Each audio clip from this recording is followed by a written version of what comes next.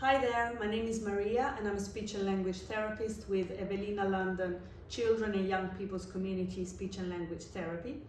Welcome to this video. This month's theme is all about higher level of language and life skills and the different ways you can support your child to develop all those lovely life skills, planning skills, problem solving skills that are essential in life. To be able to manage different type of situations. This video in particular is about planning and problem solving. So planning skills are really important because they are needed, for example, for organization in school. For example, children need to be able to keep a track of their assignments, and they need to be able to put together a plan for how to complete them. They also need to be organized in the sense of arranging all the materials that they need to bring in schools, and also turn assignments in on time. So all of these tasks, for example, related to school, need to be planned. Problem solving is also an important life skill that children need to develop, so that they can make decisions for themselves and therefore they can feel more confident and more independent. Learning how to approach a problem and how to solve it, both at home and in school, can affect the quality of a child's relationship with other people, with other peers, with adults. And problem solving also plays a vital role in children's cognitive development, because it stimulates and it encourages creativity and allow kids to approach problems from different perspectives. Today's session is directed in particular to children in Key Stage 1 and Key Stage 2. I will be using simple, very easily accessible materials like pen and papers and a couple of other things that I'm going to show you in a minute. I'm also going to be using a visual timetable so that I can show you and your child what we're going to be doing today. So I'm going to be using a board and a pen for my visual timetable, but you can use just pen and paper if you want to present a visual timetable to your child.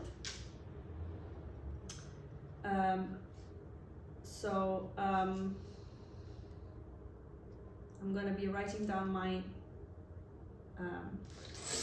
visual timetable. First, hello, then I'm going to be sharing a tip of the week, then I'm going to be demonstrating the activity, then a short summary,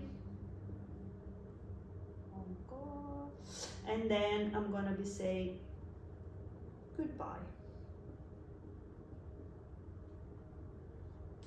Okay, so I've introduced myself and the activity in part, so I'm going to be cross out hello. Next, I'm going to be sharing the tip of the week. So as our activity is about planning and problem solving, my tip of the week for this session is to encourage your child to make a written plan or drawing of the steps and actions they are going to take to complete a task. So this will help them to have a visual reference as well as a reminder of what they need to do to complete a task, and also how far they've gone in completing the task. A bit like our adult version of a to-do list or a little scribble that we may do to complete a project.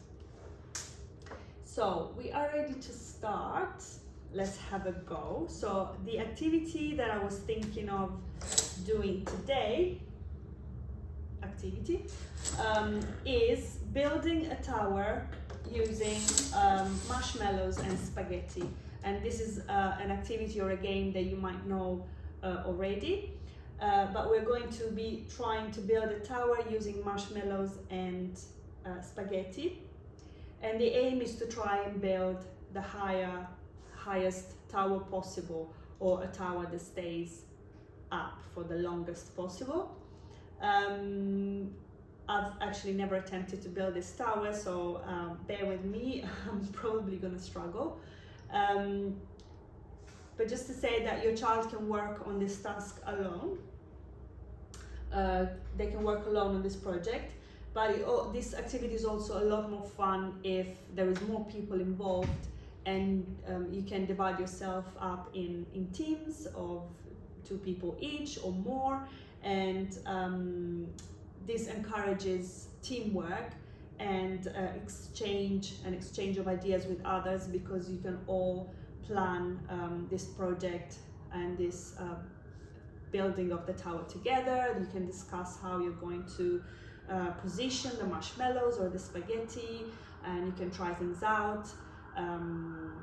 So there is an element of planning and problem solving, and there is an element also of teamwork and sharing of ideas with others. So we have our marshmallows and our spaghetti. So as I said, we can encourage our child or our team to write down a little project or a little reminder of what we need to do. So for example, we can say to build the base of the tower, we need, for example, we can build a square base to the tower. So we write down square base. We're going to use 4 marshmallows and a bunch of spaghetti, I guess, plus spaghetti. And then we are going to use smaller bits of marshmallows to go to the top, etc. So you can literally write down different steps. So here I've written, for example, square base to remind myself I want to do a square base using 4 marshmallows and a little bunch of spaghetti on each side. And then going up, you may discuss with your team or with your child whether it's best to use again a whole marshmallow to build the different blocks, or divide the marshmallow into smaller bits to make the marshmallow lighter. It's up to you, whatever you want to discuss. And then, for example, you can encourage your team to do a little drawing of your tower.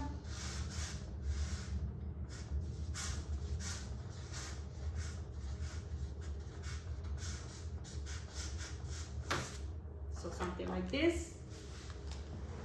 Once you've decided what shape you want to do you want to give to your tower, you can then draft a sketch or just a rough drawing of what is going to be to look like.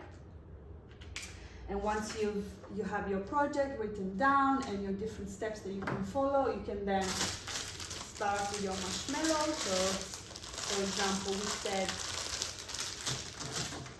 we're going to do a square, so we can place the 4 blocks at the base,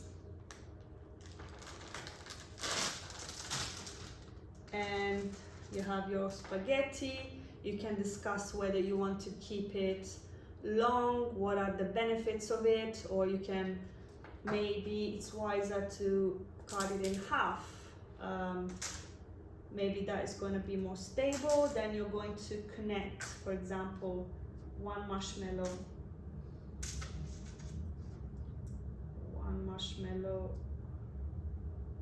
to the other. So there you have your base for your tower. So as you can see, I've connected the marshmallows with the spaghetti. So now from your base, you're going to try to continue building up. So it's up to you how you want to proceed. You can put different layers of this, or you can go up with longer spaghetti. So you can divide your marshmallow in 2 to make smaller blocks, keeping in mind that they will become sticky.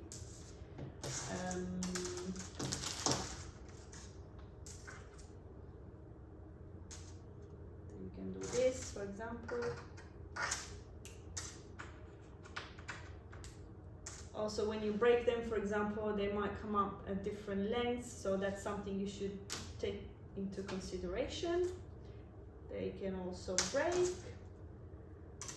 So there are different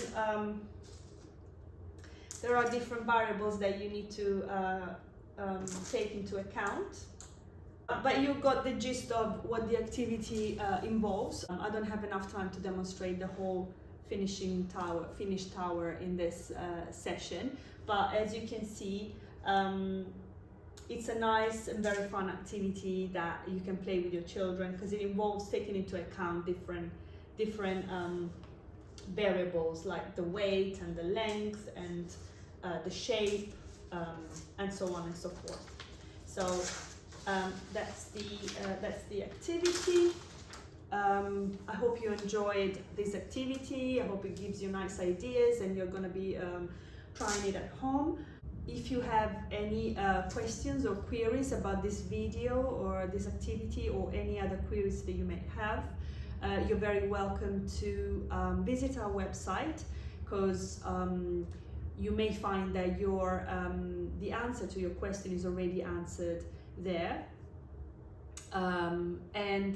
We have a special section called Advice and Support section, which contain a lot of information and answers to your question. Our website address is www.evelina.nhs.uk/community speech and language. A lot of information can be found also on our Facebook page, including this email address that I just, this website address that I just gave you is also reported on our Facebook page. If you cannot find the answer to your question, you can email us and someone will get back to you as soon as possible. The email address is gst-tr.contact@nhs.net. Thank you so much for joining us. I hope you enjoyed this video. Just a reminder to use our visual timetable with your child as well, because it's a nice way to give them a sense of structure of how the activity is going, the different steps involved into the activity and what to expect next. So we've gone through the activity, we've gone through the summary, and we're now saying goodbye. So like I was saying, I hope you enjoyed this activity and you will try it at home. We will be posting a video every week, and you can watch each video as many times as you wish. Thank you so much for your time and enjoy the rest of your day. Goodbye.